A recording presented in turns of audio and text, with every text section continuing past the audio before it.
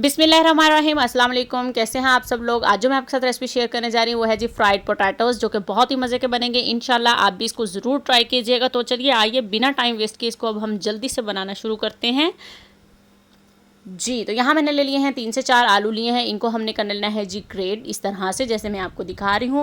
और अगर आपने मेरे चैनल को अभी तक लाइक और सब्सक्राइब नहीं किया है तो प्लीज़ जल्दी से सब्सक्राइब कर लें, ताकि आपको मेरी हर आने वाली रेसिपी आसानी से मिल जाए जी। तो यहाँ पर मैंने कर लिए हैं जी अब सारे पोटैटोज़ ग्रेट कर लिए हैं। अब मैंने इसको अगेन पानी में डाल लेना है और इसका पानी अच्छी तरह से हमने जो है वो निकाल लेना है। इस तरह से स्क्वीज़ करेंगे हम लोग,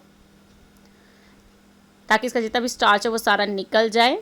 ठीक है जी, इस तरह से अच्छी तरह से आपने पानी को स्क्वीज़ करना है, बिल्कुल भी पानी नहीं होना चाहिए।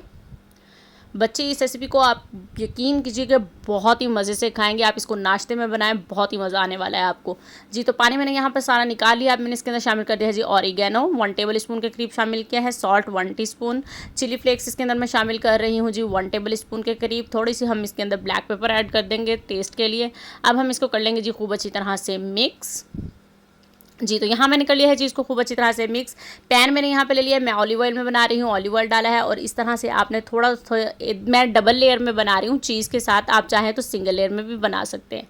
पैन आपने यहाँ पर इसके नीचे जो है वो फ्लेम ऑन नहीं करना है इस वक्त पर। ये देखिए जी मैंने एक लेयर लगा ली है, इस तरह से सेट कर लिया है। इस टाइम पे फ्लेम ऑन नहीं है, अदरवाइज ये सारा अगर पैन गर्म होगा तो ये सारा इसके साथ चिपक जाएगा और बहुत ज़्यादा स्टिकी सा हो जाएगा। अब मैंने इसके ऊपर रख दिया है जी चेडर चीज़।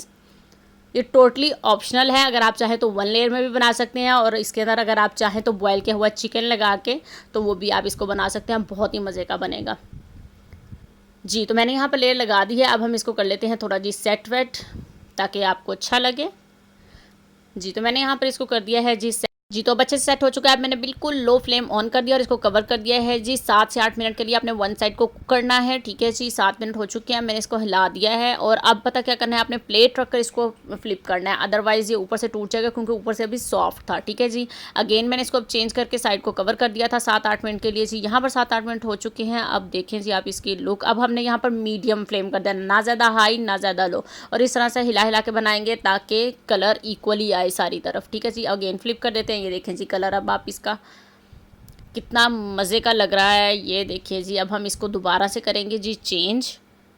ये देखें, ये देखें। अब ये पलटे के साथ भी हो सकता है, लेकिन हमने रिस्क नहीं लेना ताकि ये टूट ना जाए, इसकी लुक सारी ख़राब हो जाएगी भाई।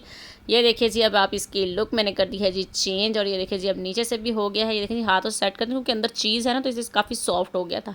ये है जी बातें करते करते इसकी फ़ाइनल लुक। इसमें कोई भी मेहनत नहीं है, बहुत ही सिंपल तरीके से झटपट से तैयार कीजिए और ख़ुद भी खाइए, अपने बच्चों को भी खिलाइए।